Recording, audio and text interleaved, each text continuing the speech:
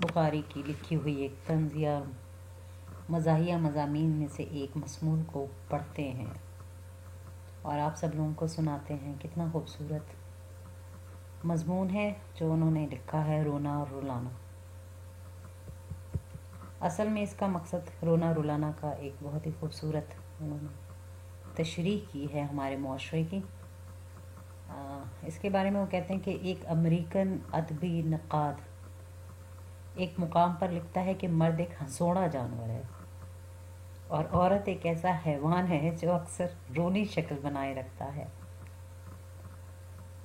مصنف کی خوش طبعی نے اس فقرے میں مبالغے اور تلخی کی آمیزش کر دی ہے، اور چونکہ وہ خود مرد ہے اس لیے شاید عورتوں کو اس سے کلی اتفاق بھی نہ ہو، لیکن بہرحال موضوع ایسا ہے جس پر بہت کچھ کہا جا سکتا ہے۔ میرے ایک دوست کا مشاہدہ ہے کہ عورتوں کی باہمی گفتگو یا خط و کتابت میں موت یا بیماری کی خبروں کا عنصر زیادہ ہوتا ہے۔ نہ صرف یہ بلکہ ایسے واقعات کے بیان کرنے میں عورتیں غیر معمولی تفصیل اور رقت انگیزی سے کام لیتی ہیں، گویا ناگوار باتوں کو ناگوار ترین پیرائے میں بیان کرنا ان کا نہایت پسندیدہ شغل ہے۔ ان سے وہ کبھی سیر نہیں ہوتی۔ ایک ہی موت کی خبر کے لیے اپنی شناساؤں میں سے زیادہ سامعین کی تعداد ڈھونڈ ڈھونڈ کر نکالتی ہیں۔ ایسی خبر جب بھی نئے سرے سے سنانا شروع کرتی ہیں ایک نہ ایک تفصیل کا اضافہ کر دیتی ہیں اور ہر بار نئے سرے سے آنسو بہاتی ہیں۔ اور پھر یہ بھی ضروری نہیں کہ موت یا بیماری کسی قریبی عزیز کی ہی ہو، کوئی پڑوسی ہو، ملازم کے ننیال یا سہیلی کے سسرال کا واقعہ ہو، گلی میں روز مرہ آنے والے کسی خوانچے والے کا بچہ ہو، بیمار ہو، کوئی اڑتی خبر ہو، کوئی افواہ ہو، غرض یہ کہ اس ہمدردی کا حلقہ بہت وسیع ہے۔ سارے جہاں کا درد ہمارے جگر میں ہے۔ نہ صرف یہ بلکہ رقت انگیز کہانیوں کے پڑھنے کا شوق عورتوں ہی کو بہت زیادہ ہوتا ہے، اور اس بارے میں سب ہی اقوام کا ایک ہی سا حال ہے۔ غیر ممالک میں بھی رلانے والی کہانیاں ہمیشہ نچلے طبقے کی عورتوں میں بہت مقبول ہوتی ہیں۔ گھٹیا درجے کے غم نگار مصنفین کو اپنی کتابوں کی قیمت اکثر عورتوں کی جیب سے وصول ہوتی ہے۔ وہ بھی عورتوں کی فطرت کو سمجھتے ہیں۔ کہانی کیسی ہی ہو، اگر اس کا ہر صفحہ غم و الم کی ایک تصویر ہے تو اس کی اشاعت یقینی ہے۔ اور عورتوں کی آنکھوں سے آنسو نکلوانے کے لیے ایسے مصنفین طرح طرح کی ترکیبیں کرتے ہیں۔ کبھی ایک پھول سے بچے کو 7-8 سال کی عمر میں ہی مار دیتے ہیں اور بستر مرگ پر توتلی باتیں کرواتے ہیں۔ کبھی کسی یتیم کو رات کے 12 بجے سردی کے موسم میں کسی چوک پر بھوکا اور ننگا کھڑا کر دیتے ہیں، اور بھی رقت دلانی ہو تو اسے سید بنا دیتے ہیں۔ یہ کافی نہ ہو تو اسے بھیک مانگتا ہوا دکھاتے ہیں کہ میری بوڑھی ماں مر رہی ہے، دوا کے لیے پیسے نہیں، خدا کے نام کا کچھ دیتے جاؤ۔ کبھی کسی سگڑ خوبصورت نیک طینت لڑکی کو چڑیل سی ساس کے حوالے کرا دیا یا کسی بدقماش خاندان کے سپرد کر دیا، اور کچھ بس نہ چلا تو سوتیلی ماں کی گود میں ڈال دیا اور وہاں دل کی بھڑاس نکال لی۔ پڑھنے والی ہیں کہ زاروں قطار رو رہی ہیں اور بار بار پڑھتی ہیں اور بار بار روتی ہیں۔ خود عورت کی تصنیفات اکثر ہچکیوں میں لپٹی ہوئی اور آنسوؤں میں لتھڑی ہوئی ہوتی ہیں۔ پاکستان میں جو کتابیں عورتوں نے لکھی ہیں اکثر میں نزا، بیماری، ڈاک، سیل، خودکشی، زہر، ظلم و تشدد، ایک نہ ایک چیز کا سما باندھ دینا گویا فرض جانا۔ ہاں کوئی کروشیا یا کھانے پکانے کی کتاب ہو تو اور بات ہے۔ آخر یہ مصیبت کیا ہے، یہ بات بات پر صف ماتم بچھانا کیا معنی؟ بار بار سوچتا ہوں کہ آخر اس امریکن نقاد نے کیا غلط کہا، جل کے کہا صحیح، لیکن بڑی بات کیا کہی۔ کسی گھر میں موت واقع ہو جائے تو زنانے اور مردانے کا مقابلہ کیجیے، मर्दों का मातम तो साफ दिखाई देता है, बेचारे घर के बाहर बैठे, सर नीचा किए चुपचाप, आंखें सुर्ख हैं, कभी कभी आंसू भी टपक पड़ते हैं या किसी न किसी इंतज़ाम में मसरूफ़ हैं। चेहरे पर थकन और उदासी बनी है और कदम ज़रा आहिस्ता आहिस्ता उठते हैं। और जनाने का मातम तो दूर दूर से मौत के घर का पता देता है।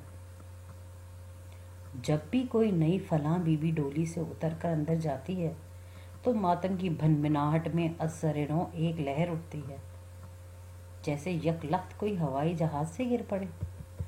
मर्द तो दूसरे तीसरे दिन काम में मशगूल हो जाते हैं, लेकिन औरतों के यहाँ महीने भर को एक कलब कायम हो जाती है। गलोरियों पे गलोरियाँ खाई जाती हैं और चीखों पे चीखें मारी जाती हैं। कहीं बीमार पुरसी हो जाती हैं तो बीमार में वो बीमारियां निकाल कर आती हैं जो डॉक्टर के वहमो गुमान में न थी। जितनी देर सराहने बैठी रही, बीमार की हर करवट पर हाथ मलती हैं।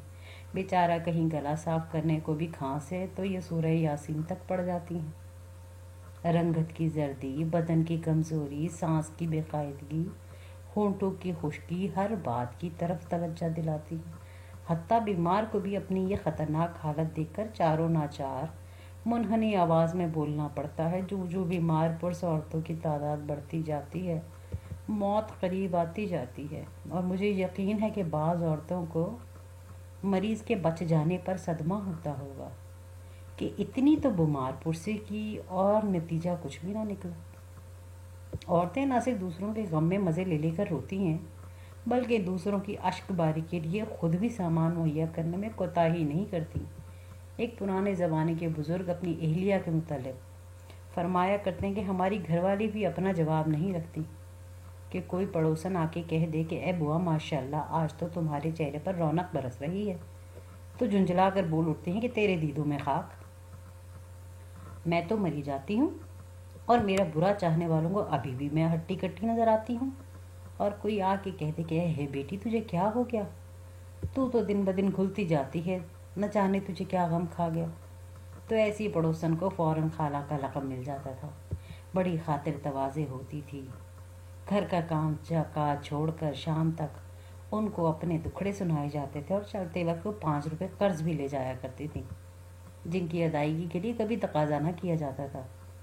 अपने ऊपर रहम दिलाने का मर्ज़ जिस किसी में भी पाया जाए बहुत ज़लील मर्ज़ है, लेकिन औरतों में ये इस कदर आम है कि खुशहाल घराने की बहू बेटियां भी गुफ्तगू में चाशनी पैदा करने के लिए कोई ना कोई दुख वजह कर लेती हैं और मौके पर सुनाकर दाद लेती हैं।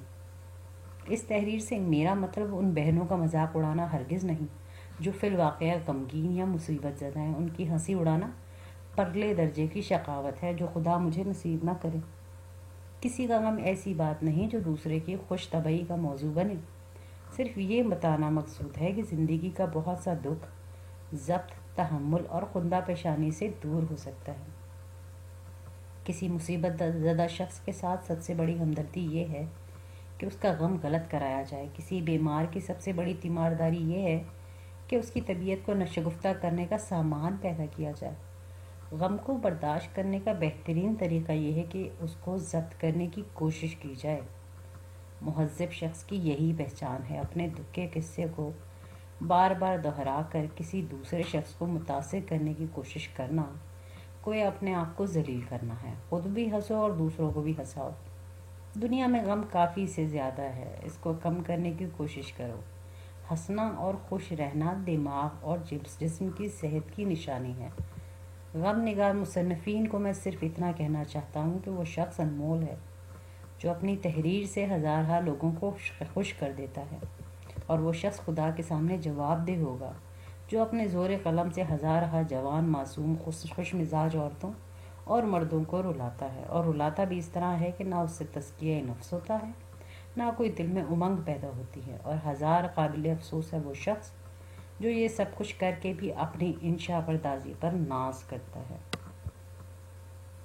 बहुत खूबसूरत नसरी पैगाम, और हम लोगों से बहुत कुछ सीखना चाहिए। बहुत अच्छा लगा मुझे ये पढ़ के और आप लोगों को के साथ शेयर करके। सुनने का शुक्रिया।